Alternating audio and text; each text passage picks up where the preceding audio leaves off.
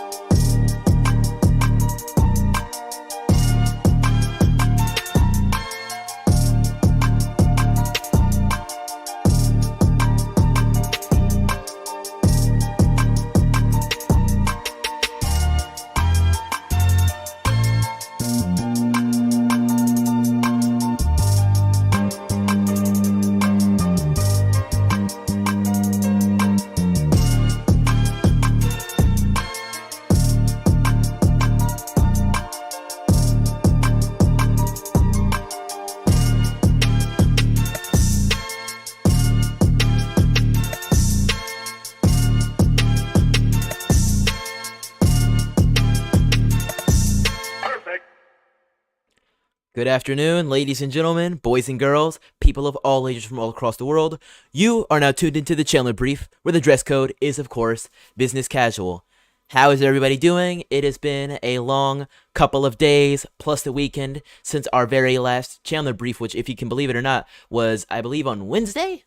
Yeah, I believe it was last Wednesday at 1, so it's been quite a while since I've caught you guys up with the news of the day. But if you are new around here, this is our daily show in which I inform you of the news of the day every weekday at 3, Mondays, Tuesdays, Wednesdays, Thursdays, and Fridays. As many days as I can, without fail. Sometimes we do get busy going to events and things like that, as recently I went to CPAC in Orlando, Florida, as well as other events around it, satellite events you can call them. It was a great time, saw a lot of people, a lot of interesting things went down. We may be talking about that a little bit more later on. I do want to remind you guys before we get started with the show today that we will be having another show this evening at 8 on, well, as you guys know, this is Tuesday, so every weekday at 3 we have this show, but then every evening on Tuesdays at 8 we have our show Crump Live. Our show tonight will actually be a special broadcast because can I get a drum roll, please? I think I have a drum roll sound effect somewhere around here. Hold on, let me go find it, just because it's that important. We have it's a little quiet, but drum roll, please. The State of the Union tonight. If anybody cares about that sort of thing anymore, I don't know. It's the Biden presidency, so these days it's not very relevant. But we'll be doing it anyways. We'll be live reacting to the Biden very first and probably his best State of the Union. Because from here, man, can you believe we're gonna have to sit through 3 more of these, assuming he makes it? No, 2 more of these, I think, because it's 2023's. And then 2024s, I believe. It's like a yearly thing. State of the Unions come and go. Sometimes they run a little bit differently. But we'll have to sit through a few more of these later on down the years, assuming he makes it there. But tonight is going to be a big night. I'll see you guys all here at 8 for that. And then the State of the Union begins at 9. So check in for that. Of course, we don't have much time left. So we're going to start the timer with the news right now. Freedom Convoy donations have been frozen in Canada and could apparently flow to Ottawa residents? What is this about? The funds donated to the Freedom Convoy protests will remain frozen pending the outcome of a proposed class action lawsuit on behalf of Ottawa residents. The parties in the case agreed to transfer cash and cryptocurrency to an escrow fund, which would prevent the respondents in the lawsuit from dispersing the funds, court heard Monday. That means the money, should the lawsuit succeed, could go to Ottawa residents and businesses affected by the protest. The takeaway is that we are taking steps to ensure that there are assets to be available if the class action lawsuit is able to get a judgment, ultimately against these defendants. You want to make sure at the end of the day, when you bring a lawsuit, that there is money that you can enforce a judgment. That's why we have this freezing order. The total amount of assets being frozen was not disclosed during Monday's hearing, but lawyers representing the plaintiffs say about $1 million of cryptocurrency will be frozen. The order permits to freeze up to $20 million. The proposed class action lawsuit is seeking $300 million in damages. It includes residents living in parts of Centertown, Byward Market, and Sandy Hill. The judge hearing the case, Court Justice Regional Senior Judge Callum McLeod, approved the order late Monday. The funds will be in the hands of an escrow agent with the power to change passwords for the cryptocurrency accounts. Henry Assad, the owner of Happy Goat Coffee and one of the plaintiffs in the lawsuit, said he is pleased the court granted the order. I think it is a matter of time. I think it is a matter of going through the process to make sure that we get compensated for the loss of business that we had. It has been quite bad for a lot of small businesses. This is one step forward, and we will see if anything materializing from that.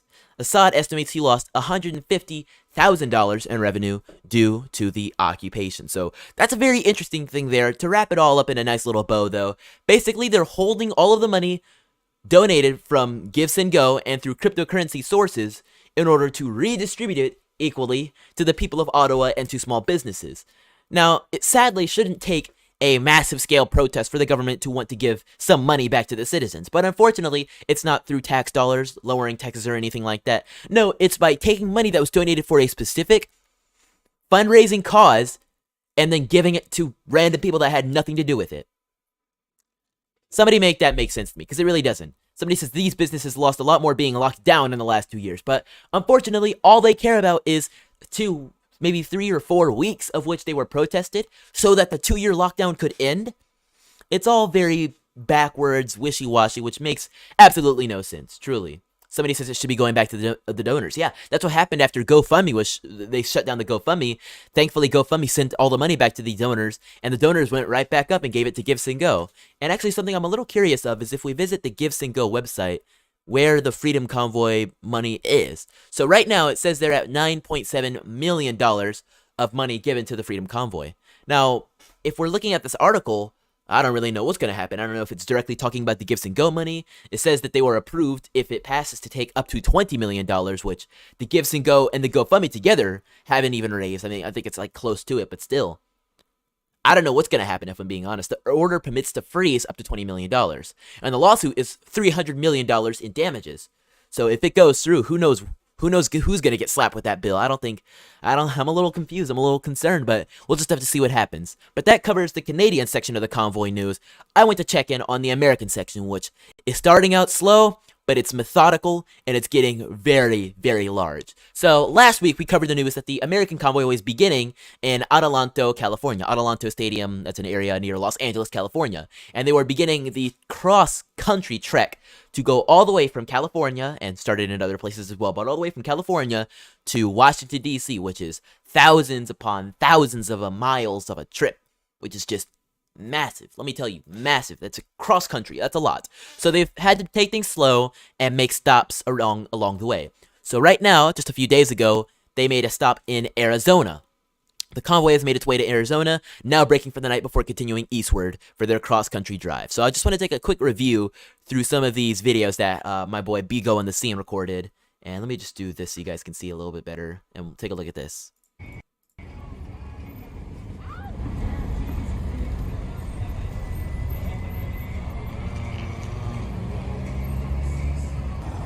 I love the song playing in the background. That's nice. Man. Who's proud? Who's proud of this? I wanna know. If you're in the chat, give me a 1 if you're proud of this. These truckers pulling up all across the country, making their big group stopping in Arizona right now, and this is at night. Let's take a look at some of the further images. Here's a drone footage, actually. Morning look at the convoy from Golden Valley, Arizona, as the group prepares to depart on the second day of their drive towards the DC area. Wow. And it's funny, the leftists were all saying, oh no, it's not a big deal, the truckers, they're barely there, it's a failure, there's nobody actually there. I don't know, considering this is only day 2 of the drive, and these people are in such big numbers, and keep in mind, although some of them have trailers on them, I think more than likely these truckers own these trailers, But even if they don't have a trailer with them, they're what's the word I'm looking for? Free driving or something like that. It's very uneconomical to do it, but these people are taking time out of their day and money out of their pockets to do this. Look at how many there are. And there's a few cars parked over here. I'd say a couple dozen over here. But the majority of people here are folks in RVs like this or full-on big rigs. I think this is a gas tanker right here. What are you doing? I don't even know if that's illegal or not. I'm going to be honest. I'm not 100% educated on how all this trucker stuff works, but I'm dang proud of these people. And this is only day 2. And as you can see, they're parked in this big parking lot area in the middle of the desert. In fact, I feel like I've been on this road before. These mountains look rather familiar.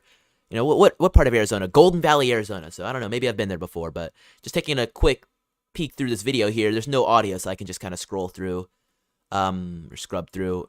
Look at this. It's beautiful. It truly is. Wide angles. Oh, I want to let you guys see this one right here. Watch this as it zooms in. This is a cinematic shot. Let me let you guys see this. Wow. Truly is beautiful. Oh, and they've got like some sort of thing here. It's like a truck stop, I guess.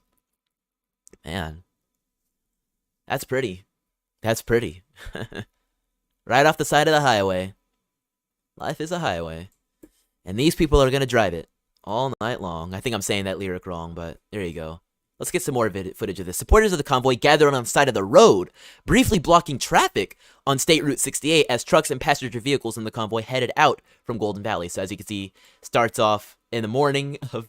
Dang, I really got it chronological. So this is like the night of the 23rd, technically the morning of the 24th, and then later on in the day as they were getting started at 12, here they are, and then here they are as they roll out at 1. So let me turn this down a little bit, but... Wow.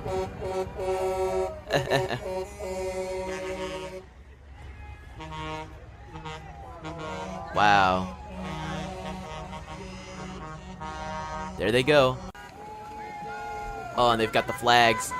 Oh, look at these poor motorists over here. Oh, that's actually so sad. I actually do feel a little bad for them. Blocking the road. I guess they've got a police officer here directing them or something like that. Might just be a volunteer. It's more than possible. Yeah, so this one over here, I don't know how well you guys can see it on the side of the screen, but this one here is actually holding a phone, so I guess they're volunteers. Get her done. Look at the signs. Woo! Look at this one. That is a unit right there. The American flag, the Canadian flag, the Gadsden flag. Oh man, it's beautiful to see. It is truly a beautiful sight. I don't know what to tell you guys. This is getting big. And they're only on day 2. This was actually February 24th. So I want to take a look through his profile and see if there's any more developments. Of course, there's some stuff from Canada or Ukraine. We're not looking at that.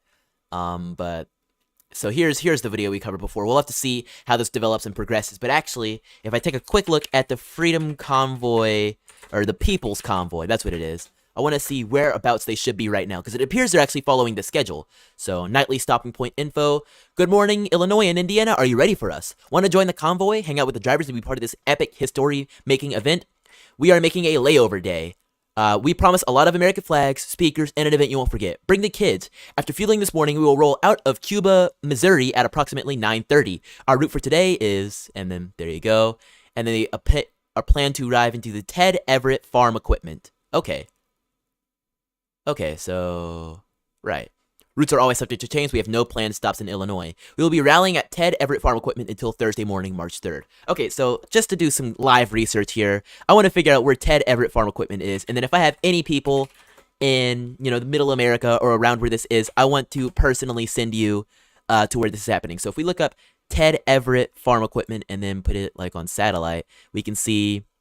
If we take a look here, Ted Everett Farm Equipment is right near Indianapolis, just down the road. So if you hop on I-70 going westbound near Indianapolis, you'll find yourself, once you hit Center Valley, at the TA Travel Store, Travel Center, and here is the Ted Everett Farm Equipment, which you can find where they're going to be rallying until March 3rd. So if you're out in this general Indianapolis area, or heck, I know some people are willing to drive from far. So if you're in, I don't know, Illinois, Cincinnati or Louisville, come on up to Indianapolis and join them at the Ted Everett Farm Equipment, because that is going to be beautiful. And there's been a lot of images of people gathering on the sides of highways and such to actually cheer for the people who are coming on this convoy. It's big. And this convoy is going to keep going. So just to take a look before we move on to our next couple of subjects, I want to show you guys where the convoy should currently be. So right now the date is March 1st. So day 7, Tuesday, March 1st, they're departing Cuba, Missouri. MO is Missouri, right? I think if I'm remembering correctly. And then to arrive at what we were just looking at, which is in Indiana. And then they're taking a break. And then they drive off on the 3rd. So hang out with them. Now is the time. They're taking a break up there right here at Ted Everett Farm Equipment. Just look it up on Google Maps. You'll find it. And I want you guys to hang out with them. So they're going to arrive in the evening. And it's going to be great. So if you're like covering this sort of thing, or you're really involved in this, now's the time to get out there and do it, because the truckers are literally as we speak. And when I say as we speak, I mean they are on the road. Like just to put this into perspective, I want to show you guys. Like they're probably, if they're coming from Cuba, just because mapping things out is fun. Cuba, Missouri. So this is their path right now. They're on a 4-hour drive. They left this morning, so they'll be arriving here probably around, I don't know how long, but if they left this morning, they'll be arriving probably around a few hours from now. So check it out. Oh, Hip Hop Thinker says they're live now. Ooh, I might have to check that out. But yeah, if they're taking their path going on I-44, headed eastbound, and then I guess hopping onto I-70 at some point. I don't understand how interstates work all that well, but I know that certain numbers go certain ways, except for very rare occurrences where it's different. But they're going to be arriving soon. Now's the time to get in on it. I won't track too much longer on this topic. We're going to move on, but that is big. Before we jump into our next few topics, I want to remind you guys that this show is 100% supported by viewers and donors like you. So if you're interested in supporting our daily show we have here every weekday at 3, then if you make sure you go to donorbox.org/support-Chandler and consider joining our Hall of Heroes, which has reset for the month of March. So if you want to be the very first person in March 22 to join our Hall of Heroes, then definitely make sure you go to donorbox.org/support-Chandler and consider a one-time or even a monthly donation to support our content. The first of the month is a good time to do it, because that means if you set it monthly today, next April, once it comes through today, it'll actually have you automatically placed as our very first Hall of Heroes member. Just a quick little pro tip for you. So if you want to do that, just go to donorbox.org/support-Chandler and consider a one-time or even a monthly donation to support our content. Link is in the description or in the chat. What's going on, Don? How you doing? Shout out to all my people on all my platforms, my folks over on Rumble. What's going on to my people over on Gitter? Y'all are amazing. Let's jump into this next topic, though, because this one is insane. Apparently, the premier of... it doesn't even tell me which province, but let me just look it up real quick. I do want to know. Premier Kenny. So that's the premier of Alberta. So the premier of Alberta has saying that he will introduce an amendment to the Municipal Government Act, which will remove the power of municipalities, aka cities, to impose their own health restrictions, which basically means that he's attempting to consolidate all power regarding health restrictions to his office of the Premier of Alberta. This is what tyrants do whenever you don't knock them down. Kinney says they want to take away powers from cities to have their own health rules to ensure there's no confusion over policy going forward. Says a patchwork of police could lead to division and enforcement difficulty with no public health rationale. Kinney's decision to amend to take away powers from municipalities to enact their own health rules is directed at Edmonton, where City Council voted to keep its mask mandate for the time being. So, of course, at this point, he is voting so that they have the power to fully embrace and remove the mask mandates, which makes sense, and I can support it. But it is slightly a dangerous precedent, because if he one day decides he wants to flip things back, no cities will be able to resist. I definitely believe it's a lot more effective to just elect people to city councils that will actually follow common law and common rule and not have these tyrannical mask mandates like Edmonton is apparently attempting to have, and not have to rely on one premier to do the job, even if it's a good thing. But that's just my opinion on it. I wanted to cover that quickly to show that there is still some moving and shaking happening in Canada, even if it's a little scary. Just some quick Alberta news. But moving on to another country within the Commonwealth, because, I try to connect it like that, look, pull a little tricks, pull some strings, because that's what we do. I want to move on to the United Kingdom, where some interesting news has come forward. Apparently, they are revoking vaccination as a condition of deployment across health and social care, which means that if you are working within the United Health Service, or however that works in the United Kingdom, you no longer will have to be vaccinated to do that. On January 31st, the government announced its, let me zoom in a little bit more, it's kind of small, its intention to revoke the regulations making coronavirus vaccination a condition of deployment in health and social care, subject to consultation and parliamentary process. As part of the announcement, the government set out the changes in clinical evidence which made it right to revisit the balance of risks and benefits that had guided government's original decisions to introduce COVID vaccination. So obviously that's a lot of legal speak, doesn't really make much sense to most people, but basically it reaffirms what was said in the headline. This is a big news. This is a big move coming from the United Kingdom, which is further knocking down these various vaccine and COVID restrictions that we had previously been seeing really strong all throughout the world, that were just rising and rising and weren't going away. Now they're starting to fall down a little, which I think is a great thing we can be proud of. So definitely want to keep up with that. Moving on further in our lightning round, I want to show you guys just a quick little something funny that President Biden said today. He said the estimate is that we've cut black poverty by over 30%. I just want to hear him say it, just to hear the Biden voice today. Tax cuts to eliminate, and the estimate is that we've cut black poverty by over 30%. We reduced child poverty by more than 50% in the black community. The American Rescue Plan also included historic funding that allows cities and states to invest in community violence intervention programs. Stop the cap. We know all about what Joe Biden's American Emergency Rescue Plan is. We've seen the stats, we've seen the numbers. It is going, a good portion of it, and when I say good, it's not supposed to be like, 60%, because I don't want the fact checkers saying, the majority of the American Rescue Plan goes towards American Rescue, whatever that means. No, millions of dollars of the Emergency Rescue Plan are going towards sending crack pipes and heroin needles to churches to distribute to inner city communities. This is a certified fact. Snopes and PolitiFact may say, no, it's not true. No, the majority of the Emergency Rescue Plan isn't going towards crack, just $30 million. Well, of course, it's not the majority of the American Rescue Plan. I'm pretty sure that would be illegal and he'd be impeached or something like that. But digging into what it really is, millions upon millions of dollars are indeed going towards crack and heroin. Now, it's safe. Your dealer isn't Bob down the street. No, it's the government. Is that any better? Honestly, if we were talking about drugs, I don't think I'd trust the government to do that either. If I'm being 100% honest, but this is true. The American Rescue Plan is sending money to be put into crack pipes. But of course, I guess that's what Biden considers reducing black poverty. Because I can't point to any other policy decisions or tax cuts or anything like that that is helping the black community. In fact, I can point to many that have gone towards hurting the black community, whether we're talking about whether it's during his presidency, current one, or in the past, the things he's done as a senator. I can't point to a single thing that has helped, and definitely can point to many things that have hurt. As he's said many times, I wrote the dang bill, when talking about the Clinton crime bill, which we already know what that's done. Digging into the facts yields many truths about Joe Biden that aren't so favorable. So no wonder his own wife refers to Kamala Harris as the, dare I say, ladies and gentlemen, the president of the vice president of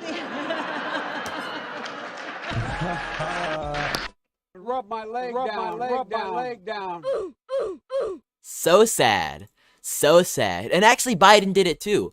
I can't find the clip right now, but there's a clip of Biden, and we're not even counting the dozen times he said it before, but he said it like basically the same day as this happened, calling Kamala Harris the president of the vice president. I said it as a joke.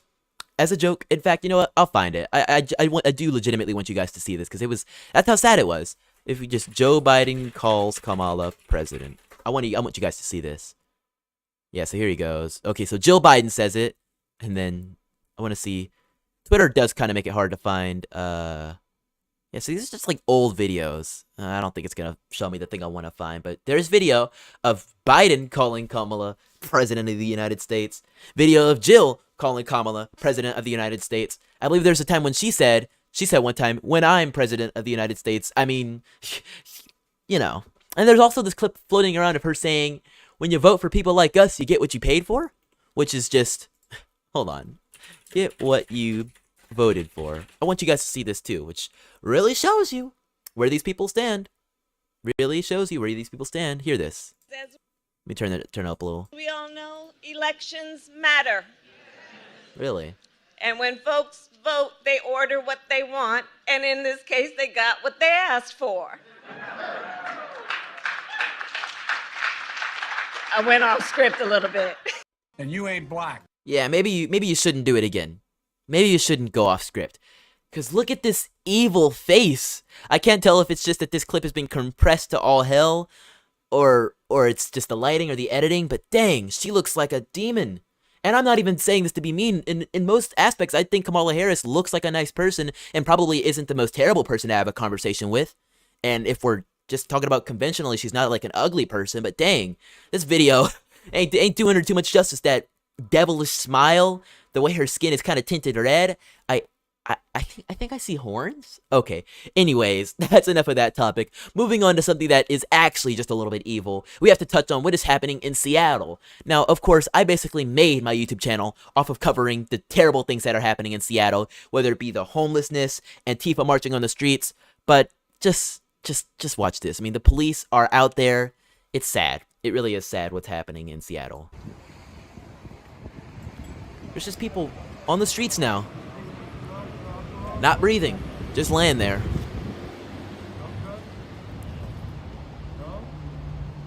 It's not even that out of the ordinary, so the cops are just standing there. Like, well, what can we do? I think this one's EMS, but there's cop cars around. They're not even, if these aren't even the cops just aren't even standing there. Wow. Hey, y'all got a napkin? Not right now,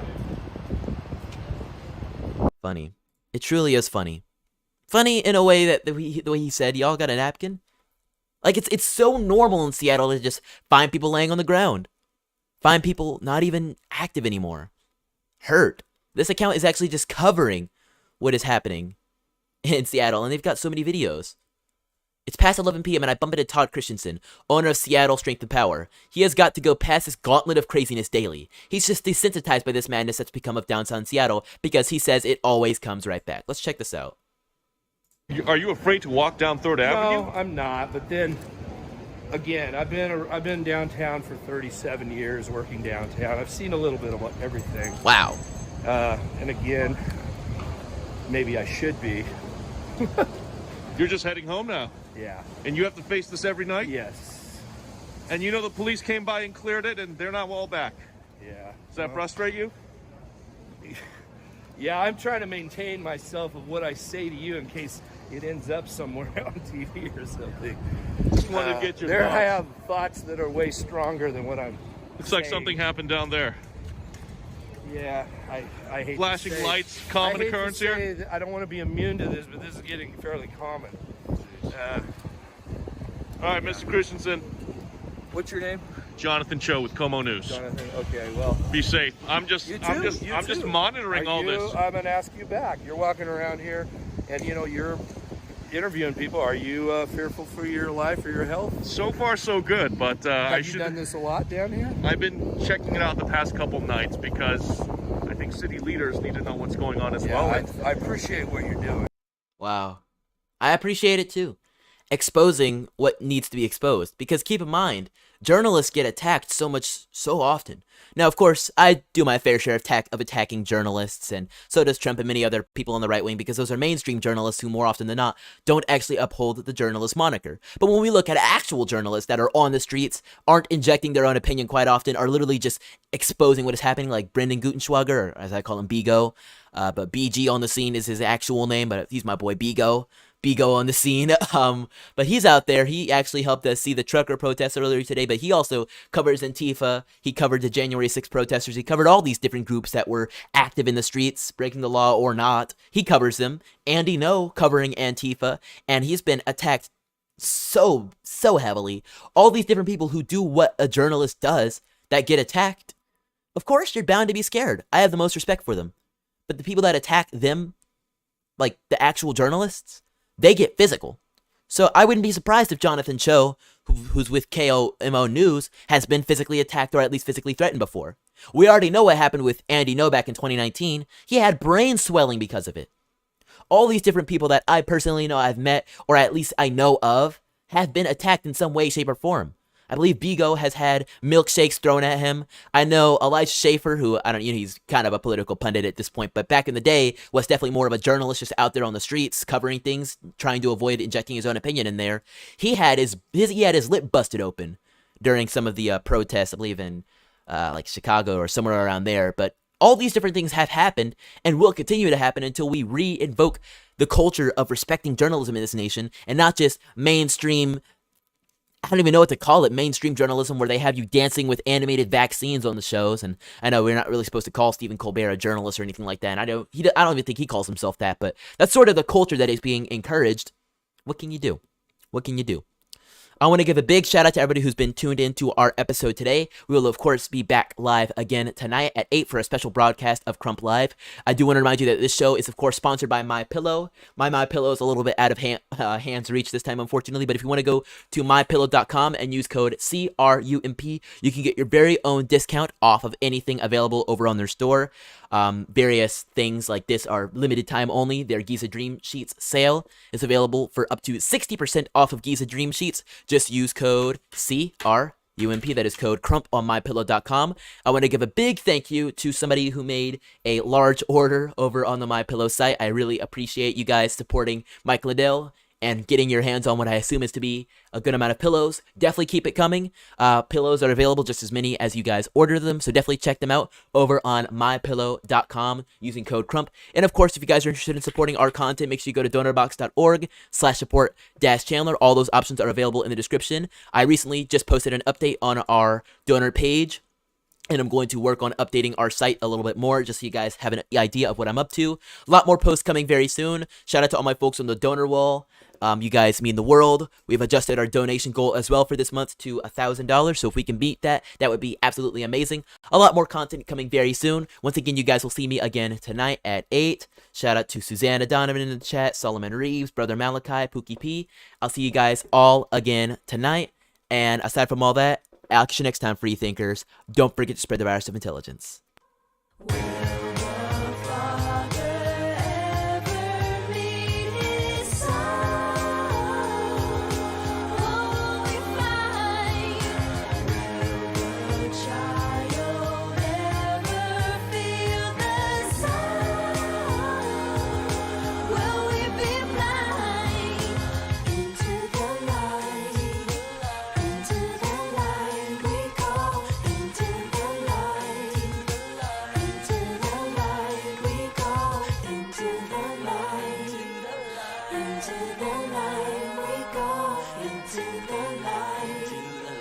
Into the light we go.